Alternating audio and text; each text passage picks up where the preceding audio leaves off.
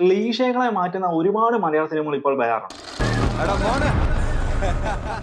എന്നാൽ പല പുതുമുഖ സംവിധായകരും പല പഴയ സംവിധായകരുടെ മെത്തേഡുകൾ ഫോളോ ചെയ്യുന്നുണ്ട്. എന്നാൽ പോലും ഈ അടുത്ത് റിലീസായ പല മലയാള സിനിമകളിലും മലയാള സിനിമകൾ പണ്ട് കാലത്ത് നിന്നിരുന്ന പല ക്ലീശകളെയും മാറ്റിയിട്ടുണ്ട്.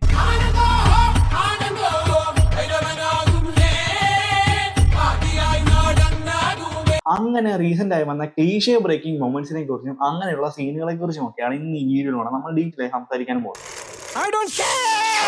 അപ്പോൾ സമയമൊട്ടും നമുക്ക് നേരെ വീഡിയോയിലേക്ക് പോകാം. വീഡിയോയിലേക്ക് കടക്കുന്നതിന് മുമ്പ് നിങ്ങൾക്ക് ഏറ്റവും ഇഷ്ടപ്പെട്ട പുതുമുഖ സംവിധായകൻ ആരാണ് എന്ന് കമന്റ് ഇട്ടേക്കണേ.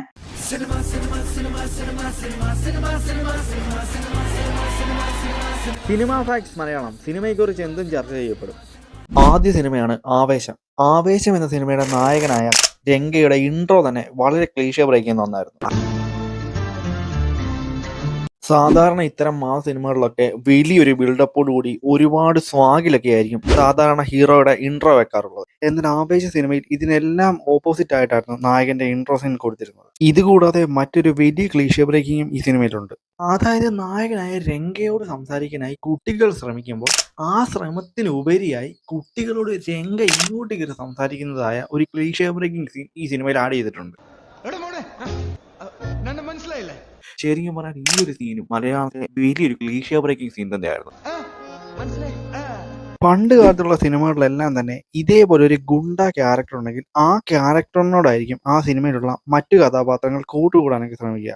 എന്നാൽ അതിൽ നിന്നും ഒരുപാട് വ്യത്യസ്തമായിട്ടായിരുന്നു ഈ സിനിമയിൽ ആ സീനുകൾ ചിത്രീകരിച്ചിരുന്നത്. മലയാള സിനിമയിൽ ഒരുപാട് കാലമായി കണ്ടിട്ടുള്ള ആ ക്ലീഷയാണ് ഇവിടെ മാറിയത്. അടുത്ത സിനിമയാണ് പ്രേമലു. ശരിക്കും പറഞ്ഞാൽ 2024 റിലീസായ ഏറ്റവും മികച്ച മലയാളത്തിലെ കോമഡി സിനിമയും ഇതുകൂടിയായിരുന്നു എന്നുകൂടി നമുക്ക് പറയാം. ഈ സിനിമയിലും നിരവധി ക്ലീഷേ ബ്രേക്കിംഗ് സീനുകൾ നമ്മൾ കണ്ടിട്ടുണ്ട്. അവയിലൊന്നായിരുന്നു സിനിമയിലെ നായകനായ നസ്ലന്റെ കഥാപാത്രം കുളിച്ചിട്ട് ഡ്രസ്സ് മാറുന്നൊരു സീൻ. തൊട്ടടുത്ത സീനിൽ നായികയായ റീനു ഈ കാര്യം ബൈനോക്കുലറിലൂടെ ദൂരേക്ക് നോക്കുന്നൊരു സീനുണ്ട്. പണ്ട് കാലത്തൊക്കെ ഇങ്ങനെ ഒരു സീൻ വന്നാൽ നായിക ബോധം കെടുന്നതായിട്ടോ അല്ലെങ്കിൽ നായിക പേടിക്കുന്നതായിട്ടോ അതുപോലുള്ള സീനുകളാണ് ആഡ് ചെയ്യാറുണ്ടായിരുന്നത്.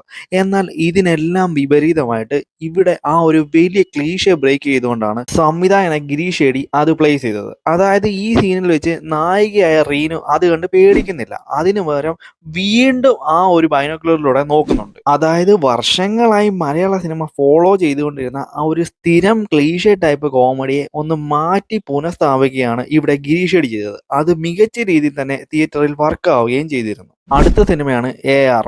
ജിതിൻ ലാൽ സംവിധാനം ചെയ്ത് ടൊവിനോ തോമസ് നായകനായി വന്ന സിനിമയായിരുന്നു AR.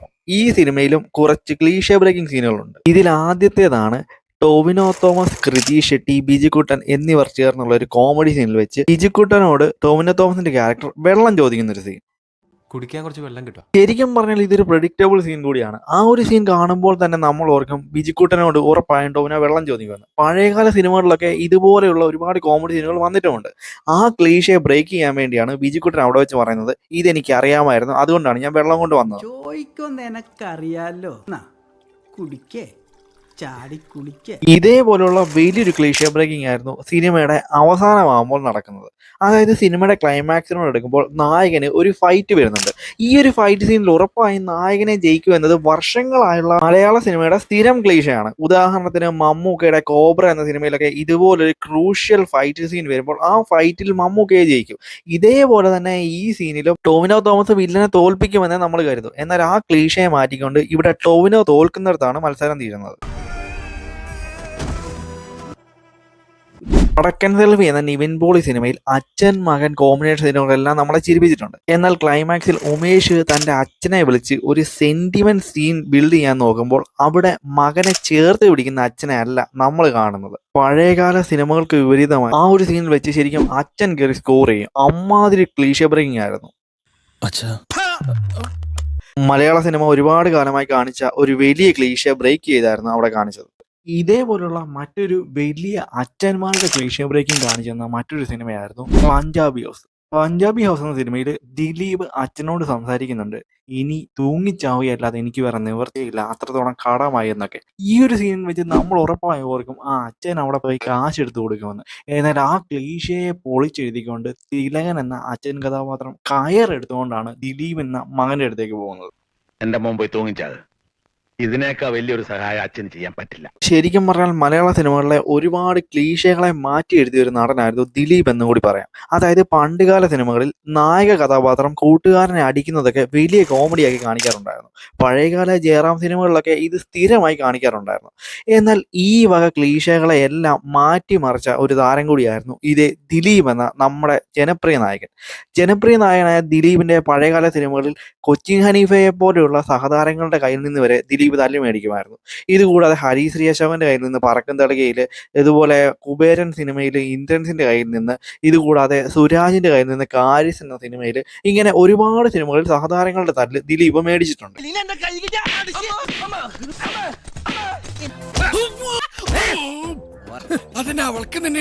ശരിക്കും പറഞ്ഞാൽ മലയാളത്തിലെ വലിയ ക്ലീശ ബ്രേക്കിങ്ങളിലൊന്നാണ് ഇങ്ങനെയുള്ള സീരിയലുകൾ ആഡ് ചെയ്യുന്നത്. അടുത്തതാണ് താട്ടത്തിൻ മറയത്ത്. താട്ടത്തിൻ മറയത്ത് എന്ന സിനിമ മലയാള സിനിമാ ഇൻഡസ്ട്രിയിലെ തന്നെ ഏറ്റവും മികച്ച റോം കോം എന്റർടൈനറുകളിലൊന്നാണ്.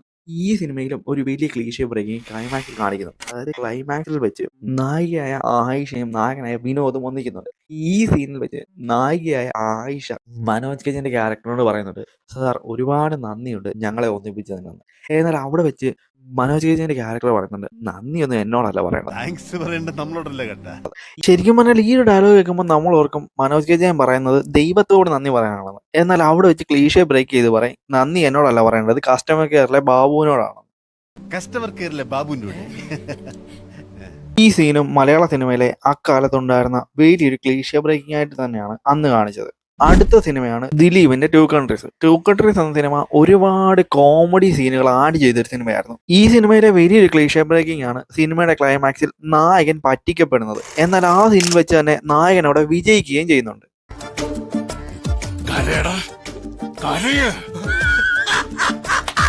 ഒരു പക്ഷേ പണ്ടുള്ള മലയാള സിനിമകളെല്ലാം ഫോളോ ചെയ്യുന്നത് നായകൻ വിജയിക്കുന്നതും വില്ലൻ തോക്കുന്നതും പോലെയായിരുന്നു. എന്നാൽ ഈ ഒരു സിനിമയിൽ മാത്രം നായകനും വില്ലനും വില്ലന്റെ ആളുകളും നായകന്റെ ആളുകളും അങ്ങനെ എല്ലാവരും ഹാപ്പി ആവുന്നുണ്ടായിരുന്നു. വെളുത്തൊരു പെണ്ണ് ഇവളെനിക്കെന്റെ കണ്ണ്.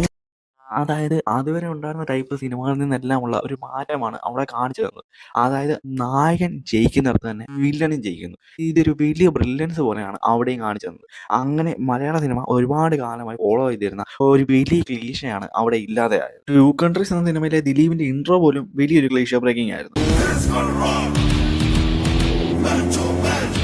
മാസ് ഇൻട്രോകളും ക്ലാസ് ഇൻട്രോകളും നമ്മൾ കണ്ടിട്ടുണ്ട്. എന്നാൽ മാസ് ആവാം എന്ന് കരുതി ഒരു ഇൻട്രോ കൊടുത്തിട്ട് അതിനെ വളരെ കോമഡി ആക്കുന്ന രീതിയിലായിരുന്നു ടു കൺട്രീസ് എന്ന സിനിമയിലെ ദിലീപിന്റെ ആ ഇൻട്രോ. ശരിക്കും ആ ഇൻട്രോയിൽ ആ സ്റ്റൈലിഷ് ലുക്കിലൊക്കെ വരുന്നത് കാണുമ്പോൾ നമ്മൾ ഓർക്കുന്നത് ദിലീപ് തന്നെ ആയിരിക്കും. എന്നാൽ ആ ഒരു മഴിയിലിരുത്തിയുള്ള വളരെ ക്ലീശേ ബ്രേക്ക് ചെയ്ത ഒരു കോമഡി ഇൻട്രോ ആയിരുന്നു ദിലീപിനുണ്ടായിരുന്നത്. 5 കാനഡ നയ പൈസ ഇല്ല.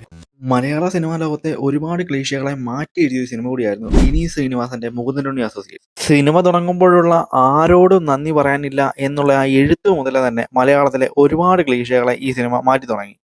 ഗംഗാധരൻ വക്കീലിന് അയാളുടെ 100 കേസിൽ ഒരു കേസ് മാത്രമാണിത്. പക്ഷെ എനിക്ക് അങ്ങനെയല്ല. സിനിമയിലുടനീളം ഒരു വില്ലന്റെ കഥയായിരുന്നു ഈ സിനിമ പറഞ്ഞു പോയത്. അതായത് ഈ തികച്ചും നെഗറ്റീവ് ഷെയ്ഡ് ക്യാരക്ടറുള്ള യാതൊരു വിധത്തിലും നീതീകരിക്കാവുന്ന ഒന്നും തന്നെ ഇല്ലാത്ത ഒരു കേന്ദ്ര കഥാപാത്രം, അങ്ങനെയുള്ള ഒരു ക്യാരക്ടറിനെ വെച്ചായിരുന്നു ഈ സിനിമ മുഴുവനായും പോയത് തന്നെ.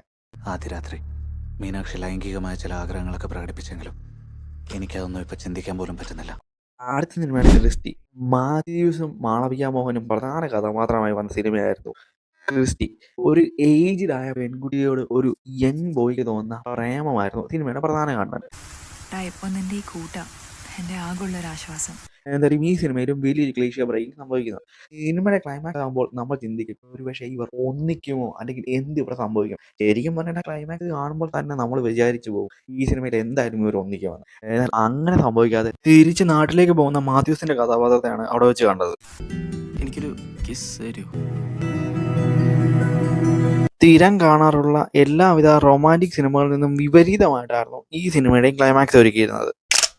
ക്ലീശകളെ മാറ്റിമറിച്ച മലയാള സിനിമകളെ കുറിച്ചാണ് ഇന്ന് ഈ വീഡിയോയിലൂടെ നമ്മൾ സംസാരിച്ചത്. ഇതുപോലെയുള്ള ഇൻഫോർമേറ്റീവ് സിനിമ വീഡിയോസ് നിങ്ങൾക്ക് ഇഷ്ടമാണെങ്കിൽ മറക്കാതെ ഈ പേജ് ചാനൽ ഒന്ന് ഫോളോ ചെയ്തേക്കണേ. അപ്പോൾ അടുത്തൊരു വീഡിയോയിൽ കാണാം. അതുവരെയും ബൈ.